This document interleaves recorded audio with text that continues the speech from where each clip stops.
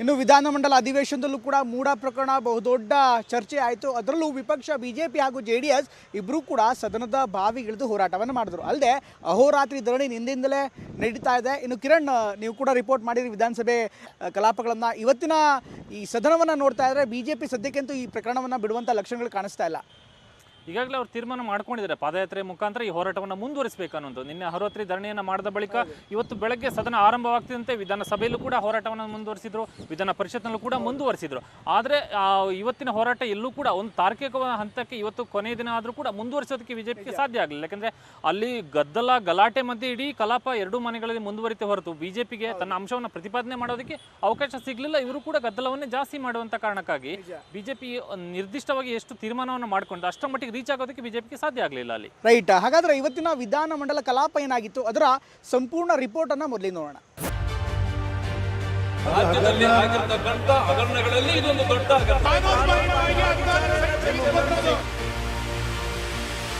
ಛಿದ್ರ ಮಾಡುವಂಥದ್ದು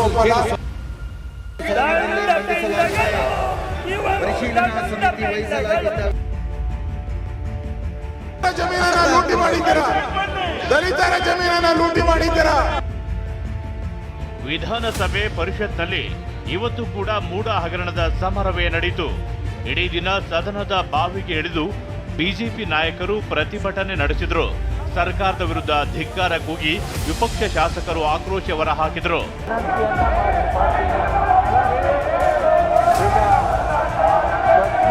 ಲೂಟಿ ಲೂಟಿ, ಮೂಡ ಲೂಟಿ, ಸೈಟು ಸೈಟು, ಮೂಡ ಸೈಟು.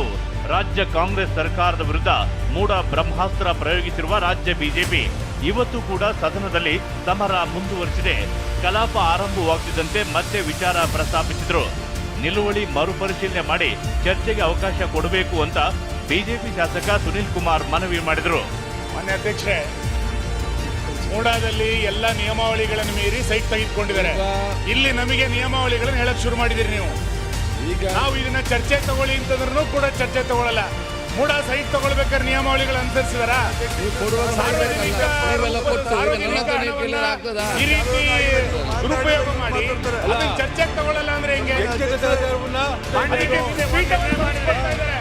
ನೀವು ದಯಮಾಡಿ ಮರುಪರಿಶೀಲನೆ ಮಾಡಿ ಚರ್ಚೆ ಕೊಡಿ. ಆದರೆ ಸ್ಪೀಕರ್ ಖಾದರ್ ಮೂಡ ಚರ್ಚೆಗೆ ಅವಕಾಶ ಕೊಡಲಿಲ್ಲ. ಈ ವೇಳೆ ನಿಯಮ ಬಾಹಿರವಾಗಿ ಚರ್ಚೆ ಮಾಡೋಕೆ ಆಗುತ್ತಾ ಅಂತ ಸಚಿವ HK ಪಾಟೀಲ್ ಪ್ರಶ್ನಿಸಿದ್ರು. ಕಾನೂನು ಬಾಹಿರವಾಗಿ ಸೈಟ್ ತೆಗೆದುಕೊಂಡಿದ್ದಾರೆ ಅಂತ ಶಾಸಕ ಸುನೀಲ್ ಕುಮಾರ್ ಕೌಂಟರ್ ಕೊಟ್ಟರು. ಒಬ್ಬ ದಲಿತನ ಭೂಮಿಯನ್ನ ಕಾನೂನು ಬಾಹಿರವಾಗಿ ತೆಗೆದುಕೊಂಡಿರೋದು, ಕಾನೂನು ಬಾಹಿರವಾಗಿ ಗವರ್ನರ್ ಮನೆಗೆ ಹೋಗಿದ್ದಾರೆ. ಏನ್ ಹೋಗಿದ್ದಾರೆ? ಗವರ್ನರ್ ಮನೆಗೆ ಕೊಟ್ಟಿದ್ದೀರಿ. ಗವರ್ನರ್ ಆಫೀಸ್ಗೆ ಹೋಗಿದ್ದಾರೆ. ಏನ್ ಹೋಗಿದ್ದಾರೆ? ಎಕ್ಸ್ಪ್ಲನೇಷನ್ ಕೇಳಿದಾರ?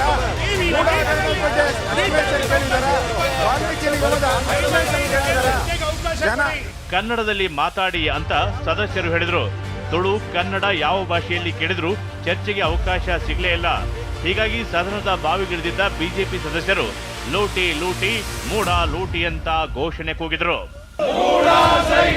ಈಗ ಅರ್ಜುನ್ ಒಪ್ಪಿಸುವುದು ರುದ್ರಪ್ಪಮ್ಮನ ಬಲಮಣಿ ಅವರು.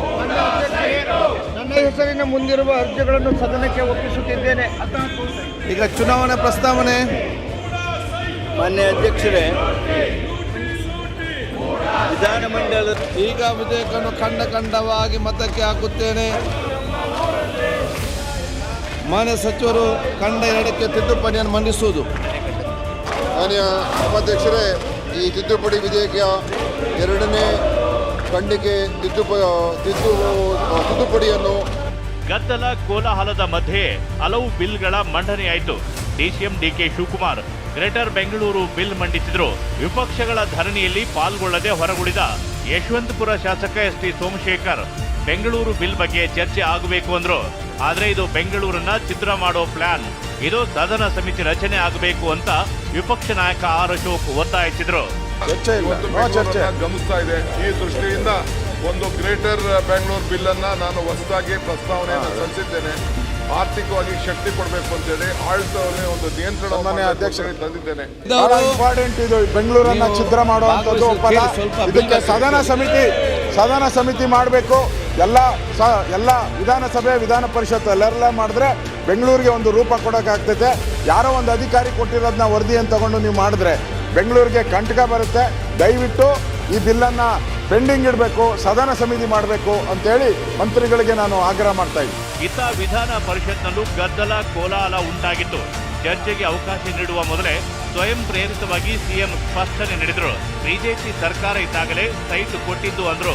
ಹಾಗಾದ್ರೆ ಚರ್ಚೆಗೆ ಅವಕಾಶ ನೀಡಿ ಅಂತ ಬಿಜೆಪಿ ಸದಸ್ಯ ಜಿಟಿ ರವಿ ಹೇಳಿದ್ರು.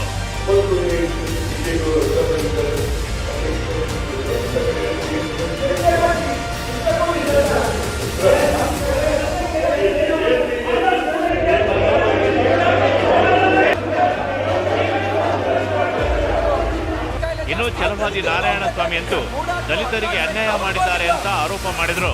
ಇದು ದೊಡ್ಡ ಹಗರಣ ಇದೆ. ರಾಜ್ಯದಲ್ಲಿ ಆಗಿರ್ತಕ್ಕಂಥ ಹಗರಣಗಳಲ್ಲಿ ಇದೊಂದು ದೊಡ್ಡ ಹಗರಣ. ಅದು ಮಾತ್ರ ಅಲ್ಲ, ಭೂಮಿಗೆ ಸೈಟ್ ಯಾರಿಗೆ ಕೊಡ್ಬೇಕು? ಮುಖ್ಯಮಂತ್ರಿ 14 ಭೂಮಿ ದಲಿತರದ್ದು ಸೈಟ್ ಯಾರಿಗೆ?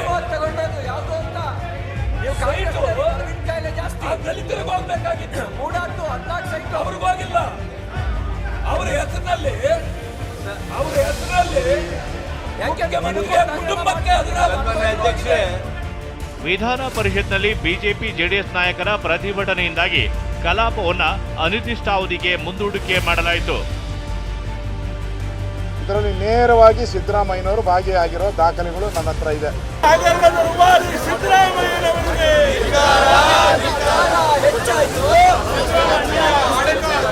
ನೇರವಾದ ದಾಖಲೆಗಳನ್ನಿಟ್ಟು ಆರೋಪ ಮಾಡ್ತಿದ್ವಿ.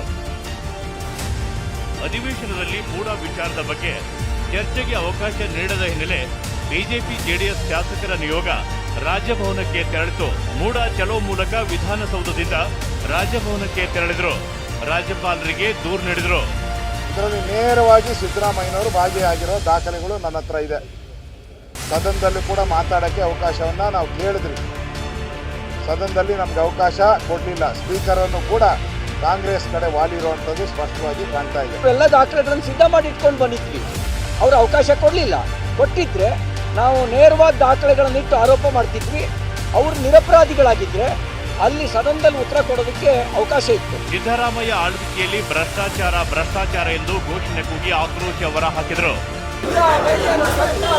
Bureau report, TV9